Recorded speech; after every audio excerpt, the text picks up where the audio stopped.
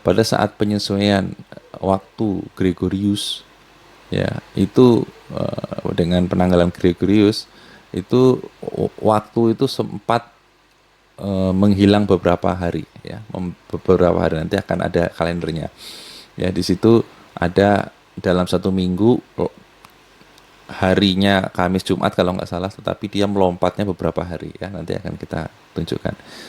Artinya apa? Adjustmentnya bisa seenaknya kalau di dalam matahari, tapi kalau di bulan tidak bisa. Ya, masya Allah. Inilah hebatnya Muslim menggunakan kalender bulan, karena di situ tidak bisa dikorup harinya, ya, karena bulan terlihat fasenya berbeda, bentuknya bulan itu akan berbeda.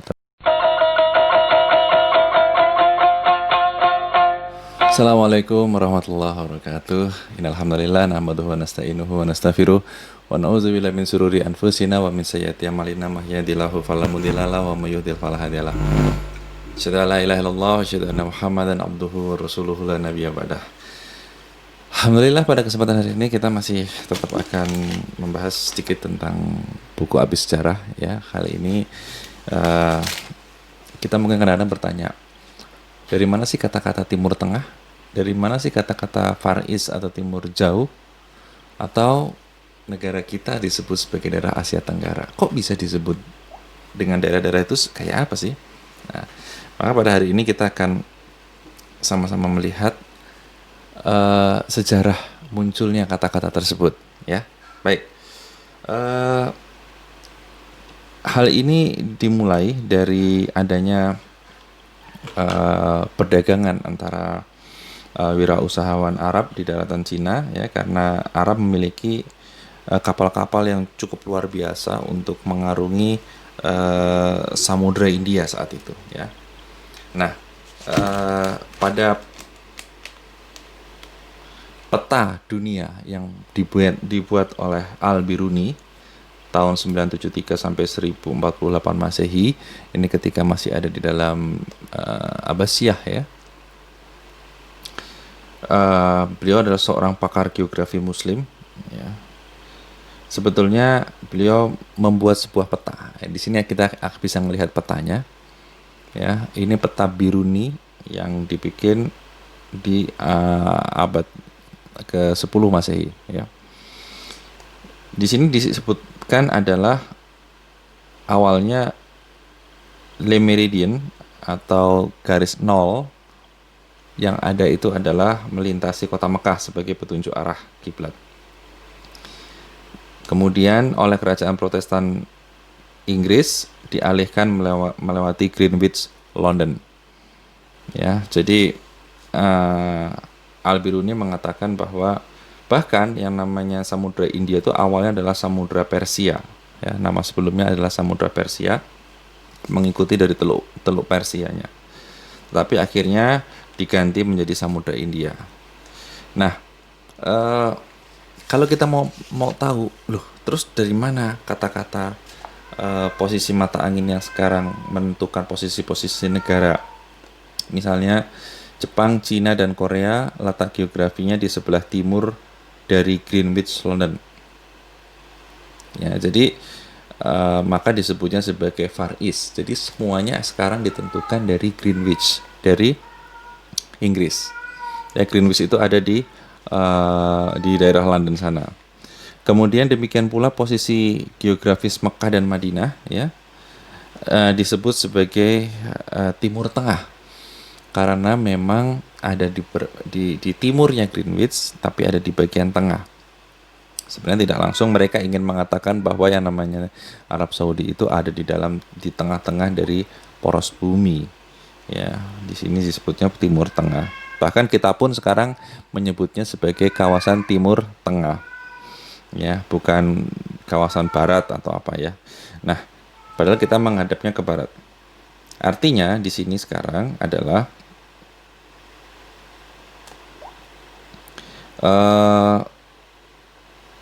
semua ini, ya, bahkan Indonesia pun, Indonesia, Malaysia, Burma, Singapura sekarang dianggapnya adalah Asia Tenggara, ya. Jadi di sebelah tenggaranya Greenwich. Jadi Greenwich lah yang membuat aturan-aturan atau sebutan-sebutan untuk daerah-daerah yang ada di bumi sekarang ini, ya. Nah, eh, bagaimana sih sejarahnya kok kenapa kok Greenwich gitu ya?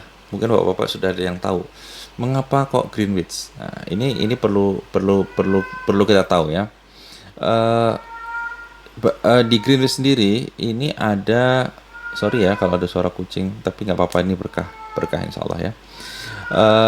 Awalnya Sir Sanford Fleming, seorang insinyur kereta api dari Kanada, menggagas diperlukannya standar waktu dunia pada akhir tahun 1870. Ya, kemudian dari inisiatif tersebut pada tahun 1884, ya, atau kurang lebih 14 tahun kemudian, terselenggara konferensi Meridian yang bertempat di Washington DC dan dihadiri 27 utusan dari berbagai negara. Dalam pertemuan tersebut diputuskan bahwa negara dibagi dalam 24 zona waktu. Ya, berarti 24 jam yang dibagi di setiap zonanya selebar 15 derajat bujur bumi dan dimulai dari Greenwich sebagai nolnya di Inggris. Nah, jadi setiap 15 derajat waktu akan berganti 1 jam. Jadi ini kesepakatan aja ya. Nanti coba Bapak bedakan ini dengan waktu yang ada di Islam. Ya, akan berbeda. Kesepakatan pokok atau konvensi pada konferensi tersebut adalah sebagai berikut. Pertama, bersepakat menggunakan meridian dunia yang tunggal untuk menggantikan banyak meridian yang saat itu sudah ada. Yang kedua, meridian yang melalui teropong transit di Observatorium Greenwich ditetapkan sebagai meridian 0. Semua garis bujur dihitung dari timur ke barat dari meridian tersebut sampai 180 derajat. Semua negara menerapkan hari universal, yaitu hari matahari rata-rata, dimulai dari tengah malam sebagai jam 00 di Greenwich dan dihitung 24 jam. Ya, jadi mulainya dari, kalau kita kan plus 7 Greenwich, berarti jam 00 kita itu plus 7-nya Greenwich, dan dihitung terus sampai 24 jam. Hari nautika dan astronomi dimanapun dimulai dari tengah malam. Ya, jadi semua dimulai dengan jam 00. Kemudian kajian teknis untuk mengatur dan menerapkan sistem desimal dalam pembagian waktu dan ruang akan dilakukan menyusul. Jadi inilah yang kesepakatan yang diambil di Amerika, di Washington, dan disetujui oleh beberapa negara. Memang waktu itu Prancis terakhir yang menyetujuinya, karena Prancis tetap ingin menggunakan PMT, ya, menggunakan Prancis Meridian Time. Tapi akhirnya Prancis mengikuti setelah beberapa puluh tahun kemudian. Terus pertanyaannya, mengapa Greenwich? Ya. Penetapan Greenwich atau GMT, Greenwich Mean Time, tidak lepas dari sejarah ditetapkannya kota tersebut sebagai Royal Observatory atau Observatory Kerajaan Inggris pada tahun 1675 untuk keperluan navigasi pelayaran Kerajaan Inggris. Memang belum ada keterangan apakah pada saat itu negara-negara lain di luar Inggris juga menggunakan waktu standar Britania tersebut atau bukan. Ya, tetapi seiring dengan penguasaan laut oleh armada-armada Inggris, ya, maka standar waktu dunia mulai menyebar dan dipakai di beberapa negara. Nah, namun demikian kebutuhan mendesak perlu standarnya waktu dunia untuk penyamaan semua, termasuk di Inggris, juga berangkat dari perkembangan jaringan kereta api saat itu, ya, supaya nggak salah beli tiket, nggak salah menentukan hari, nggak salah jam. Nah, itu maka mereka menggunakan hal tersebut. Ini tentu akan berbeda dengan bulan, ya, yang seperti dipakai oleh umat Muslim, ya. Umat Muslim menggunakan matahari sebagai panduan sholat, tetapi menggunakan bulan sebagai panduan hari. Karena apa? Karena panduan hari yang berupa bulan itu nggak bisa dikorupsi. Beda dengan matahari. Matahari itu masih bisa dikorupsi harinya. Misalnya begini, kita tidak bisa menentukan tanggal 1 bulan itu seenaknya. Karena apa? Bulan itu memiliki fase, dan itu bisa dilihat jelas pada saat malam hari. Ada fase mati, ada fase sabit, ada fase purnama. Fase purnama adalah fase di tanggal 15. Maka kalau seandainya ada negara yang menyelisihi waktunya, mesti akan ketahuan. Loh, tanggal 1 kok pas purnama, berarti salah. Beda dengan matahari. Matahari tidak terlihat fasenya, sehingga dia mudah untuk dijustifikasi. Makanya pada saat penyesuaian waktu Gregorius, ya itu dengan penanggalan Gregorius, itu waktu itu sempat menghilang beberapa hari, ya beberapa hari, nanti akan ada kalendernya, ya di situ ada dalam satu minggu harinya Kamis Jumat kalau nggak salah, tetapi dia melompatnya beberapa hari, ya nanti akan kita tunjukkan. Artinya apa? Adjustmentnya bisa seenaknya kalau di dalam matahari, tapi kalau di bulan tidak bisa. Ya, Masya Allah, inilah hebatnya Muslim menggunakan kalender bulan, karena di situ tidak bisa dikorup harinya, ya, karena bulan terlihat fasenya berbeda, bentuknya bulan itu akan berbeda. Tapi kalau matahari kan tidak berbeda, sehingga bisa direkayasa, termasuk penyepakatan waktu jam di bumi ini juga tidak, ya ini kesepakatan saja, ya. Kalau Bapak lihat perbatasan antara Amerika dengan Rusia itu di Selat Biring, itu perbatasannya dia tidak lurus. Garisnya tidak lurus, garis bujurnya, tetapi dia mengikuti batas negara. Jadi jam, waktu, tetapi bisa mengikuti batas negara. Ini kan sebetulnya kan tidak bisa seperti itu kalau di dalam Islam, ya. Tapi ya begitulah, mereka kadang-kadang suka membuat-buat sendiri kesepakatan yang mana sudah banyak sebetulnya, kalau mau dilihat dari sisi kebaikan dan kebenaran, memang agak jauh dibanding dengan yang dilakukan oleh Muslim. Nah, itu adalah yang terjadi, bahwa penyebutan-penyebutan tersebut adalah berdasarkan Greenwich.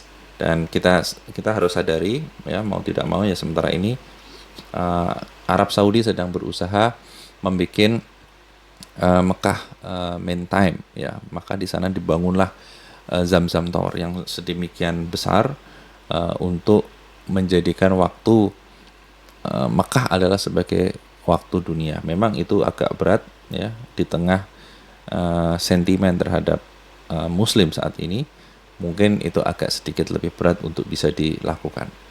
Ya, tapi bagaimanapun juga, garis Mekah itu banyak orang yang sudah meneliti tentang kutub magnet bumi yang ada di Mekah sana, dan luar biasanya memang, Allahu Akbar, di situ beberapa pengamat mengatakan bahwa dengan kondisi dia persis di center itu, maka dia memiliki gelombang medan magnet yang paling kecil, ya, karena agak jauh dari poros bumi, ya.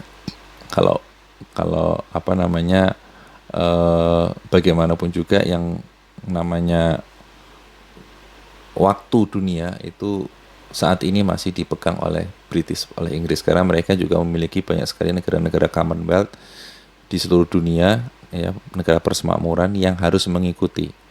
Ya, jadi masih lebih banyak yang pasti akan berkiblat kepada British, ya, termasuk mungkin negara-negara jajahannya yang ada di Asia Tenggara seperti Singapura, Malaysia, ya, mungkin mereka tetap akan mengikuti Greenwich.